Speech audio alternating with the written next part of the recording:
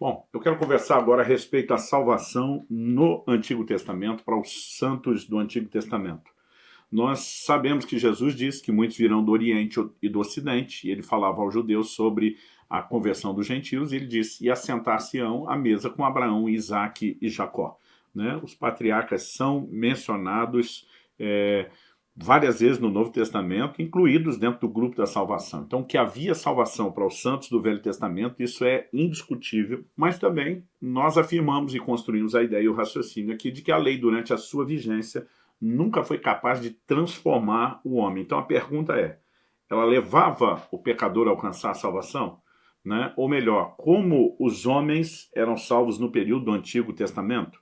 Então, nós precisamos começar aqui por uma constatação necessária, que a Bíblia fala de salvação para esse tempo, para esse período e para as pessoas do Antigo Testamento. Isso é um fato. Né? Há textos que relacionam a observância da lei com a salvação. E é por isso que nós temos que saber como exatamente vamos lidar com isso.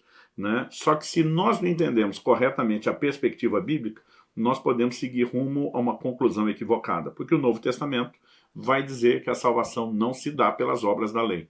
Né? Se no Antigo Testamento eles não tinham a revelação do Evangelho e viviam na lei, né? E isso não podia proporcionar salvação, como então, né, se dava essa mecânica da salvação do Antigo Testamento? Esse é um questionamento importante. Então vamos considerar alguns textos bíblicos para constatar em primeiro lugar o que é que eles têm em comum. O primeiro deles é Lucas capítulo 16, eu vou ler do 27 ao 31, fala a respeito do rico e Lázaro no seio de Abraão. O texto diz, palavras do Senhor Jesus, ele respondeu, então eu te suplico, pai, manda Lázaro ir à casa de meu pai, pois tenho 5 irmãos. Deixa que ele os avise, a fim de que eles não venham também para esse lugar de tormento. Abraão respondeu, eles têm Moisés e os profetas, que os ouçam. Não, pai Abraão, disse ele, mas se alguém dentre os mortos fosse até eles, eles se arrependeriam. Abraão respondeu, se não houve a Moisés e aos profetas, tampouco se deixarão convencer, ainda que ressuscite alguém dentre os mortos. Bom, sem entrar no mérito, né, na questão de ser ou não uma parábola, isso gera muita discussão, se quando Jesus fala do rico e o Lázaro está falando de um fato ou de uma parábola, mas Cristo queria nos ensinar algo. Né? Exatamente a pergunta a ser feita é o quê? Né? Que os familiares do rico poderiam ser salvos da condenação da qual ele já não poderia ter sua situação revertida, né, por meio de um testemunho, a lei. Né? Ele diz, se não ouvem a Moisés e os profetas, não serão convencidos por alguém que voltar daqui. Em outras palavras, as escrituras, conhecidas na época como, né, Moisés e os profetas. Vamos agora para um outro texto. Em Mateus, no capítulo 19, eu quero ler dos versículos 16 a 18, a Bíblia nos fala a respeito de um diálogo entre Jesus e um jovem rico. Nós não temos o nome dele. O texto diz assim, eis que alguém se aproximou de Jesus e lhe perguntou, mestre, que farei de bom para ter a vida eterna? Respondeu-lhe Jesus, por que você me pergunta sobre o que é bom? Há somente um que é bom. Se você quer entrar na vida, obedeça aos mandamentos. Quais? Perguntou ele. Jesus respondeu, não matarás, não adulterarás, não furtarás, não darás falso testemunho, honra teu pai e tua mãe e amarás o teu próximo como a ti mesmo. Olhando, né, para a resposta de Jesus a esse jovem que não sabemos o nome, ele questionou Cristo a respeito da vida eterna, isso é muito importante, e houve uma resposta clara sobre a necessidade de guardar os mandamentos. E quando o jovem pergunta quais seriam os mandamentos, né, Jesus responde apontando para a lei de Moisés. Vamos para um terceiro texto, né, que envolve o episódio entre Jesus e Zaqueu. Está registrado em Lucas, no capítulo 19, dos versículos 7 até o 9. O texto diz assim, todo o povo viu isso e começou a se queixar. Ele se hospedou na casa de um pecador. Mas Zaqueu levantou-se e disse ao Senhor, olha, Senhor, estou dando a metade dos meus bens aos pobres. E se de alguém extorquir alguma coisa, devolverei 4 vezes mais. Jesus lhe disse, hoje houve salvação nessa casa, porque este homem também é filho de Abraão, pois o Filho do Homem veio buscar e salvar o que estava perdido. Bom, o coletor de impostos não era conhecido ali de toda a vizinhança e daquela turma apenas pela sua baixa estatura, mas por ser um pecador. Aliás, ele era um publicano, um coletor de impostos que era tido como um traidor do seu povo, alguém que tinha vendido a alma para o Império Romano. Né? E até Jesus o retratou como tal quando diz que veio buscar e salvar o que havia perdido. Mas o interessante é que o ponto de virada é quando Zaqueu decide pautar sua vida pela lei de Deus, né? Coisa que até então, com certeza, ele não vinha fazendo. De repente, ele ouve do próprio Cristo a declaração: hoje houve salvação nessa casa. Quando ele fala a respeito não só de dar os bens aos pobres, mas de restituir de forma multiplicada, obviamente ele está se referindo à lei. Então, em que ponto esses três textos coincidem? Né? Todos relacionam a salvação com a lei. Nós ainda não temos a consumação da morte e redenção de Jesus, né? Nós temos pessoas que estão vivendo debaixo da vigência da lei, então existe o envolvimento com a lei não só de forma implícita no contexto, mas pelas declarações que nós já vimos. Então, no que eles coincidem? Todos relacionam a salvação com a lei, as escrituras da época. Lembre-se que o Novo Testamento ainda não tinha sido escrito, por isso que se usava a expressão Moisés e os profetas, né, para falar a respeito da lei. Então, a pergunta que fizemos lá no início, ela continua fazendo a lei podia então salvar? E aqui surge uma aparente contradição.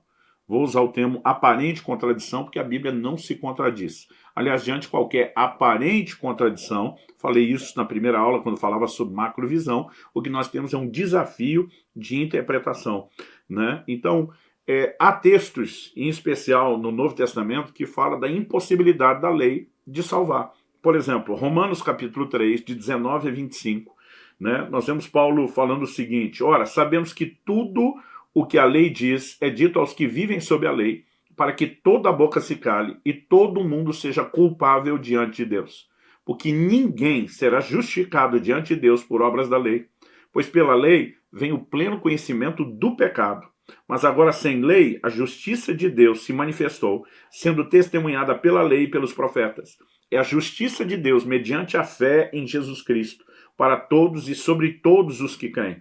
Porque não há distinção, pois todos pecaram e carecem da glória de Deus, sendo justificados gratuitamente por sua graça, mediante a redenção que há em Cristo Jesus, a quem Deus apresentou como propiciação no seu sangue, mediante a fé. Bom, a declaração logo no início: ninguém será justificado diante de Deus por obras da lei, né, que na verdade só veio trazer o pleno conhecimento do pecado, aparentemente está dizendo que a lei não conduz à salvação, certo? Na verdade, errado, né? Digo o que falei antes, trata-se de uma aparente contradição e diante delas nós temos só um desafio de interpretação, né? Quando a Bíblia diz que ninguém será justificado diante de Deus pelas obras da lei, a expressão obras da lei indica mera observância dos mandamentos, mera e simplesmente o cumprimento deles. Isso implicaria, então, em alguém ser salvo por mérito, por merecimento, e a salvação não se dá nesses termos, né? Havia, no entanto, uma relação entre lei e salvação que tem que ser identificada, ela tem que ser interpretada. E talvez seja mais fácil enxergar isso num outro lugar, numa declaração também de Paulo, mas dessa vez ao seu discípulo Timóteo. 2 Timóteo, capítulo 3, versículos 14 e 15, ele diz: quanto a você, permaneça naquilo que aprendeu e em que acredita firmemente, sabendo de quem você o aprendeu, e que desde a infância você conhece as sagradas letras que podem torná-lo sábio para a salvação pela fé em Cristo Jesus. Então, de acordo com o apóstolo Paulo, as sagradas letras, que era uma nítida referência às escrituras, à lei, ao Antigo Testamento, o Novo ainda não tinha sido escrito, elas não salvariam Timóteo, mas poderiam torná-lo sábio para a salvação. Essa é a expressão, as sagradas letras que podem torná-lo sábio para a salvação pela fé em Cristo Jesus.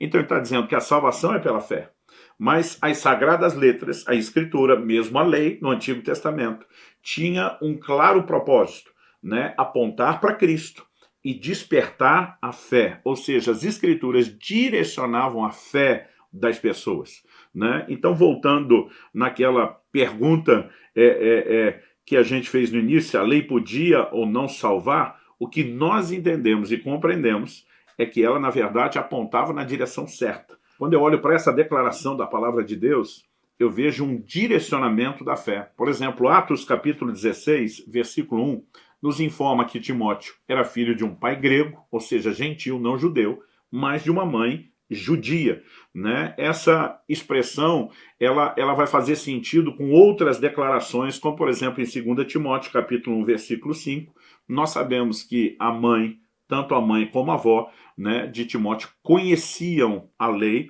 e instruíram Timóteo na palavra de Deus desde cedo. Então, ela comunicou a lei ao seu filho. E como crente em Jesus, porque era uma judia convertida, ela apontou a palavra de Deus na direção certa, levando Timóteo a Cristo. Ou seja, quem despertou a fé no coração do próprio Timóteo foi a Escritura, né? Porque a fé vem por ouvir a palavra de Cristo, né? Nós precisamos entender que a palavra, a Escritura, ela fomenta a fé, ela provoca, ela desperta esse gatilho da fé. E nós precisamos entender que a própria pregação de Cristo, ela não só o que Cristo pregou era fundamentado em cima das Escrituras do Velho Testamento, mas tem também o propósito, né, de trazer à tona o mistério de Cristo ali encontrado, né, e a consumação da sua obra a partir de todas essas figuras proféticas, assunto que falaremos na próxima aula. Mas nós precisamos entender que quando Paulo destaca que o conhecimento das Sagradas Letras culminava na salvação, que é pela fé em Jesus, eu creio que o próprio Timóteo era prova do poder dessa lei, né, para contribuir para sabedoria para ser salvo, no sentido de direcionar a fé. É fato que antes do evangelho se manifestar, né, o Senhor passou por cima de pecados cometidos. O problema estava lá e a Bíblia reconhece isso. Romanos 3, a parte final, parte B, vamos dizer assim, do verso 25 e 26, diz: Deus fez isso para manifestar a sua justiça, por ter ele, na sua tolerância, deixado impunes os pecados anteriormente cometidos, tendo em vista a manifestação da sua justiça no tempo presente, a fim de que o próprio Deus seja justo e o justificador daquele que tem fé em Jesus, né? Ou seja, o fato de Deus ter passado por cima de situações que aconteciam antes da vinda de Cristo não significa que elas não eram pecados, né? Mas significa o quê? Que a solução só viria a partir de Jesus, né? O texto diz, a fim de que o próprio Deus seja o justo e o justificador do que tem fé em Jesus. Então, se a salvação é pela fé em Jesus, só a maneira de entender a relação entre lei e salvação do Antigo Testamento, sem excluir a fé. Sempre foi a fé. É por isso que em Hebreus, no capítulo 11, nós vamos ver, né, todo aquele discurso envolvendo a chamada galeria dos heróis da fé. Vamos dar mais um passo. Eu mencionei agora há pouco que a fé vem por ouvir a pregação de Cristo, está em Romanos 10, 17. E de onde vem a pregação de Cristo? Da lei. Não estamos só falando do que Cristo falou, mas do que os próprios apóstolos pregavam, testemunhavam. O próprio Jesus afirmou aos judeus dos seus dias o seguinte, João capítulo 5, versos 39 e 40. Vocês examinam as Escrituras, porque julgam ter nelas a vida eterna, e são elas mesmas que testificam de mim. Contudo, vocês não querem vir a mim para ter vida. A Escritura apontava para Cristo, mas exigia que as pessoas tivessem uma fé que as conduzissem até Cristo, né? É lógico que antes da manifestação de Cristo, eles não tinham clareza sobre tudo aquilo que Deus, né, iria fazer. Existe o que o Novo Testamento vai apresentar como um mistério, já falo disso. Mas a verdade é que aqueles hebreus que amavam e estudavam tanto as Escrituras, porque julgavam, como disse o próprio Jesus, encontrar nelas a vida eterna, e Jesus não falou que eles estavam errados em relação a essa expectativa. Ele só denunciou um equívoco enorme da parte deles.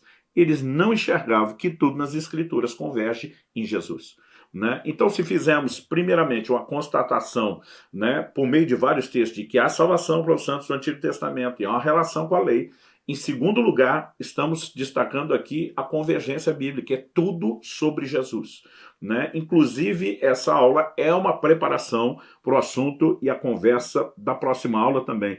Toda a lei e os profetas apontavam, né, vamos dizer, apontam na direção de Cristo. Era possível encontrar nas Escrituras a vida eterna, simplesmente porque ela está em Cristo Jesus e toda a Escritura aponta para a obra de Cristo. Você se lembra de como o Senhor Jesus explicou aos discípulos no caminho de Emaús, né, a respeito de como a Escritura falava dele? Em Lucas 24, dos versos 25 a 27, nós lemos, então ele lhes disse, como vocês são insensatos e demoram para crer em tudo que os profetas disseram. Não é verdade que o Cristo tinha de sofrer e entrar na sua glória? E começando por Moisés e todos os profetas, explicou-lhes o que constava a respeito dele em todas as Escrituras, né? O que chamamos na teologia de convergência bíblica é um reconhecimento simples. Tudo aponta para a pessoa e a obra de Cristo. Ou seja, quando Adão e Eva recebem do Criador, né, aquelas vestes que foram feitas com as peles de um animal, isso apontava figuradamente para a morte de Cristo, e como Romanos 13, verso 14 diz que nós seríamos revestidos de Cristo. Quando Abraão, por exemplo, está para oferecer seu filho Isaque em sacrifício, e ele tem um entendimento de que Deus proveria um cordeiro, Jesus diz que Abraão viu o seu dia e se alegrou. Quando Moisés, durante a lei, levanta a serpente no deserto, está registrado lá em Números 21, no episódio das serpentes abrasadoras, Jesus diz, assim como Moisés levantou a serpente no deserto, importa que o Filho do Homem seja levantado. Ou seja, o evangelho ele é pregado de forma recorrente desde os tempos da lei, né? Todos os que foram salvos, não importa a época, Antigo ou Novo Testamento, precisaram de fé para alcançar a salvação. No caso dos santos do Antigo Testamento, uma fé que foi gerada pela palavra de Deus, que no caso deles era a lei. Somente nessa perspectiva é que nós vamos entender, como eu falei agora há pouco, né, a galeria dos heróis da fé, como chamamos o relato do capítulo 11 do livro de Hebreus. Né? Ele começa por Abel, né? Enoque, Noé, Abraão, Sara, Isaac, Jacó, José, todos aqueles que viveram e creram antes da chegada da lei. Depois ele continua com Moisés, com os filhos de Israel, já na geração seguinte, Josué, que viram as muralhas de Jericó desabar, e Raabe, que pendurou o cordão escarlate, né? A esperança dela aponta e tipifica, inclusive a cor daquele cordão, para o sangue de Cristo. Mas no final, no verso 32, o escritor da epístola questiona, que mais direi? Não tenho tempo para falar de Gideão, Baraque, Sansão, Jefité, Davi, Samuel e os profetas. Ou seja, ele termina fazendo uma aplicação generalizada a todos os santos do Antigo Testamento no verso 39. Ele diz, todos estes, mesmo tendo obtido bom testemunho por meio da fé, não obtiveram a concretização da promessa, porque Deus tinha previsto algo melhor para nós, para que eles, sem nós, não fossem aperfeiçoados. Né? Ou seja, todos eles tiveram bom testemunho por meio da fé, mas não vivenciaram a concretização da promessa. A salvação que estava em Cristo não foi experimentada por eles temporariamente, embora tivessem crido. Né? Qual promessa? O autor de Hebreus não está falando de uma, mas a promessa, ou seja, Cristo, a vinda de Cristo, o descendente de Abraão. E o que eu e você precisamos entender é que quando a Bíblia diz que Deus tinha previsto algo melhor para nós, para que eles sem nós não fôssemos aperfeiçoados, a frase sem nós não diz respeito ao fato de que nós em nós mesmos sejamos a fonte ou a razão do aperfeiçoamento que aqueles heróis da fé tiveram que aguardar. Né? Nós precisamos entender que isso, na verdade, fala de algo que se concretizou no nosso tempo, na nossa época, por meio de Cristo. E somente então eles puderam ser aperfeiçoados em relação àquilo que eles criam. Ou seja, quem os aperfeiçoou foi Cristo, mas somente no nosso tempo, depois de nós termos recebido o Verbo encarnado nesse mundo. Todos exerceram fé no que ainda estava para acontecer. Nós, os santos do Novo Testamento, exercemos fé no que já aconteceu. Essa é a grande diferença entre um grupo e outro. Isso nos leva a entender uma outra declaração que, aliás, para mim, só faz sentido a partir dessa perspectiva, né, que diz respeito ao cativeiro que Cristo levou. Em Efésios, no capítulo 4, dos versículos 8 a 10, a Bíblia diz assim, por isso diz, quando ele subiu às alturas, levou cativo o cativeiro e concedeu dons aos homens. Ora, o que quer dizer ele subiu, senão que também havia descido até as regiões inferiores da terra? Aquele que desceu é também o mesmo que subiu acima de todos os céus para encher todas as coisas. Né? A Bíblia fala de alguém que subiu aos céus depois de ter descido às regiões inferiores da terra. Tudo isso é menção do que Cristo fez naquele período dos 3 dias entre a sua morte e a ressurreição. Mas a Bíblia diz que ao subir às alturas, depois de ter descido, ele levou cativo o cativeiro. Né? O que significa essa expressão? Eu creio que é no livro de Hebreus que nós começamos a encontrar peças, né, para montar esse quebra-cabeça, para responder essa pergunta, o que comprova mais uma vez aqui a importância da macrovisão bíblica, algo que a gente está destacando desde o início. Em Hebreus capítulo 2, verso 13, nós lemos, aqui estou eu com os filhos que Deus me deu. Né? Uma outra tradução diz, eis-me aqui e os filhos que Deus me deu. Ou seja, quando Jesus sobe aos céus, ele não se apresenta sozinho, mas ele diz, eu estou com os filhos que Deus me deu. Agora, ele sobe aos céus, depois de ter descido às regiões inferiores, da onde ele traz um cativeiro cativo com ele, e agora ele não chega no céu sozinho, mas chega dizendo, eu trouxe os filhos que Deus me deu. Né? A lógica, ela precisa ser entendida também diante de outra declaração que está em Hebreus 6:20, né? Falando do santuário interior, por trás do véu, que é o símbolo do lugar da presença de Deus, o Santo dos Santos. O escritor de Hebreus afirma, onde Jesus, como precursor, entrou por nós. A expressão precursor significa que ele entrou primeiro. Né? Ninguém adentrou os céus antes do nosso Senhor. Ele entra na frente para que nós possamos entrar depois. Ou seja, quando esses santos do Velho Testamento, que eram salvos, morriam, eles não estavam indo, né, para esse lugar que o apóstolo Paulo diz, eu desejo partir e estar com Cristo, lá onde Cristo está, o que é incomparavelmente melhor. Né? Porque enquanto Cristo não viesse, não se fizesse homem, não concretizasse a obra da redenção, não morresse, não ressuscitasse, para então entrar como precursor, ninguém poderia entrar. Isso leva a uma outra pergunta. O que acontecia então com esses santos do Velho Testamento, uma vez que não partiam para o céu, o lugar para onde hoje, a semelhança de Paulo, podemos dizer, partir e estar com Cristo. Né? Então, a lógica, e acredito, né, no que muitos estudiosos da Bíblia falam a respeito disso, é aquilo que Jesus fala sobre o seio de Abraão. Né? Quando Jesus está falando a respeito do rico e o Lázaro, ele fala do seio de Abraão. Com certeza Jesus não está falando do céu.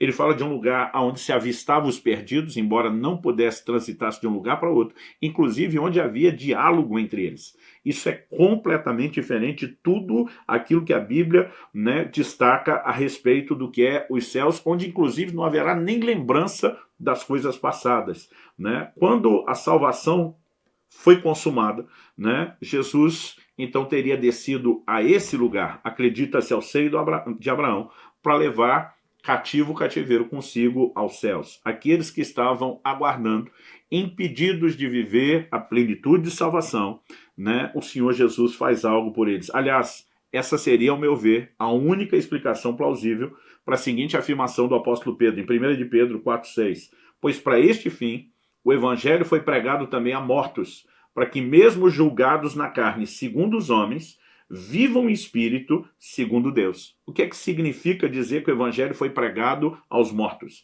Né? Nós sabemos, pelo que o próprio Senhor Jesus falou, quando trata do assunto rico e o Lázaro, que não há uma segunda chance depois da morte. Aliás, o livro de Hebreus diz, aos homens está ordenado morrer uma só vez, vindo depois disso o juízo. Não existe um purgatório, não existe uma segunda chance. Né? Então, o evangelho não está sendo pregado a gente que já selou o seu destino em vida com crença ou descrença.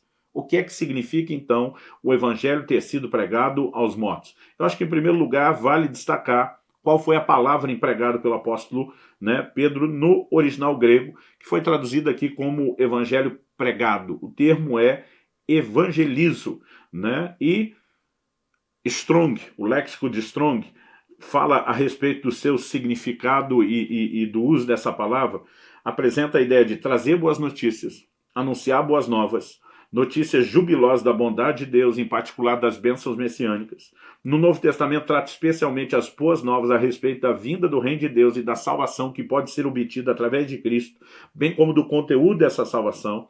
Boas notícias anunciadas a alguém que tem boas notícias proclamadas a ele. Proclamar boas notícias, né? Instruir pessoas a respeito de coisas que pertencem à salvação cristã. Quase sempre num único contexto. Boas notícias. Ou seja, evangelizo indica, né? Evangelizo indica que houve uma pregação da boa notícia da salvação. Então, se não há segunda chance, como é que está se pregando uma boa notícia da salvação? Né? Vou repetir, considerando que não há oportunidade de salvação aos que morreram no pecado, que fica evidente lá em Lucas 16, versos 25 e 26. Qual seria o único grupo de mortos que se qualificaria para ouvir essa pregação do evangelho com o intuito de promover a salvação? Né? Para mim, a resposta também é uma só. Aquele composto de pessoas que, em vida, haviam crido no Messias, o Messias que viria futuramente. Né? O Messias que eles não entendiam com toda a clareza a sua obra, mas sabia que tudo dependia dele. Da mesma forma, né, como a Bíblia diz que Abraão viu o dia de Cristo e se alegrou. Né? Ele anteviu verdades a respeito disso. Ele não é chamado pai da fé apenas porque creu numa promessa de multiplicação. Ele não é chamado pai da fé apenas porque creu que teria um filho, mas que o Deus da promessa, por meio do cumprimento daquela promessa, traria salvação a toda a terra. Agora, então a pergunta é, onde essas pessoas que não podiam entrar no céu até que Jesus, o precursor, entrasse, aguardavam no seio de Abraão? Então, depois que a morte de Jesus consuma o plano da salvação, eles ouvem do próprio Cristo a explicação completa para entender o porquê de a fé nele ter salvo cada um deles. E então são levados, né, pelo Filho até o Pai. É nesse momento que ele leva cativo o cativeiro do seio de Abraão para a presença de Deus. Me lembro de uma pregação quando eu vi ainda adolescente, né, e o pregador, de forma eloquente e apaixonada, né, mostrava Jesus usando as figuras de cada livro para poder se apresentar a esses santos do Velho Testamento. E nós estamos falando, obviamente, de pessoas que tinham crido nessa pregação profética acerca de Cristo, que é algo que tenha sido revelado diretamente por Deus, que é testemunhado pela lei, né? E mesmo que eles não enxergassem plenamente o que estava por vir, porque o Novo Testamento fala de Cristo como um mistério, não havia clareza plena sobre tudo que ele faria, o porquê ele faria, mas naquele período, entre a morte e a ressurreição, o próprio Salvador pregou o evangelho a eles, apresentando as demais peças do quebra-cabeça, e a gente pode dizer que a esperança havia ganhado forma, né? A salvação fora finalmente consumada, era hora de ir para o Pai junto com o Filho. Agora, Pedro também fala de Jesus pregando, após sua morte e ressurreição, a um outro grupo de mortos. Aqui nós temos que fazer distinção.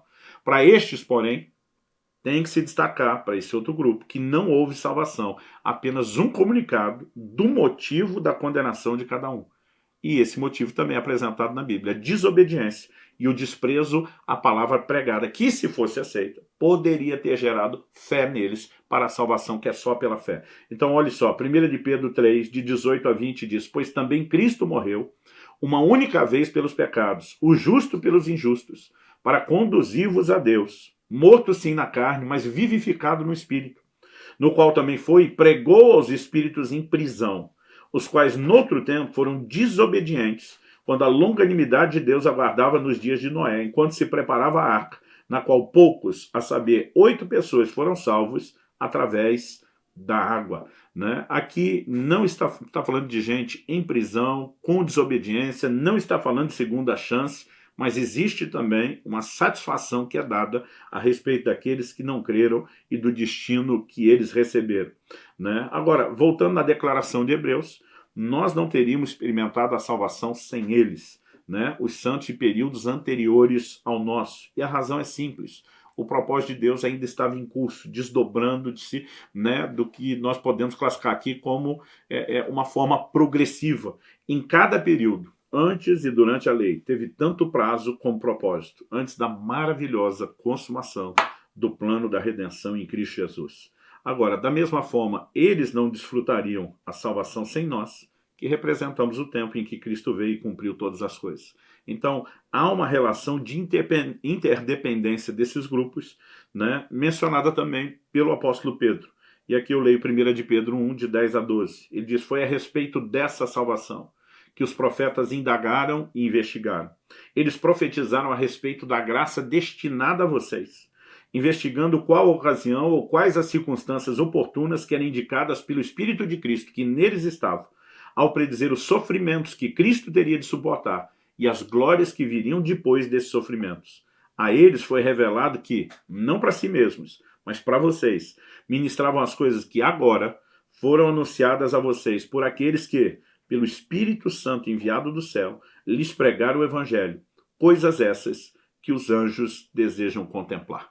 Né? Volto a falar de como Paulo se referia ao mistério de Cristo, ao mistério do Evangelho, né? A ponto de muitas vezes os judeus terem muito mais a expectativa de um Messias, né, que se movesse como mero humano do que um Deus encarnado proporcionando salvação.